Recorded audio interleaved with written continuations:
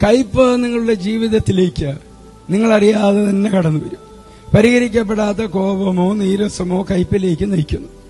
നിങ്ങളുടെ കയ്പ് നിങ്ങൾ ജീവിതത്തെ എങ്ങനെ കാണുന്നു എന്നതിന്റെ ഒരു ലെൻസായി മാറും. അങ്ങനെയെങ്കിൽ കയ്പ് എങ്ങനെ തിരിച്ചറിയാനും അതിൽ നിന്ന് മുക്തി നേടാനും കഴിയും? കയ്പിനെ കുറിച്ചും അതെങ്ങനെ ഒഴിവാക്കണമെന്നതിനെ കുറിച്ചും ബൈബിൾ പറയുന്നത് ഇതാ. കയ്പ് ഒരു പാപമാണെന്ന് ദൈവവചനം നമുക്ക് മുന്നറിയിപ്പ് നൽകുന്നു. നിങ്ങൾ കയ്പ് നിറഞ്ഞവരായിരിക്കുമ്പോൾ നിങ്ങളെ പരിപാലിക്കാൻ ദൈവത്തിന് കഴിവില്ലെന്ന് നിങ്ങളൊരു പ്രസ്താവന നടത്തുന്നു. കയ്പ് നിങ്ങളെ മാത്രമല്ല നിങ്ങളുടെ ചുറ്റുമുള്ള ആളുകളെയും ബാധിക്കുന്നു. നിങ്ങൾ കയ്പ് നിറഞ്ഞവരായിരിക്കുമ്പോൾ വരുന്ന മാറ്റം നിങ്ങൾക്ക് സംഭവിക്കുന്ന കാര്യങ്ങളിൽ മറ്റുള്ളവരെ കുറ്റപ്പെടുത്തുക, നെഗറ്റീവ് കാര്യങ്ങളിൽ ശ്രദ്ധ കേന്ദ്രീകരിക്കുക, വിമർശിക്കുക. ആളുകളിലോ സാഹചര്യങ്ങളിലോ നല്ലത് കാണാൻ കഴിയുന്നില്ല, സ്വയം വിഡ്ഢിയാക്കുക.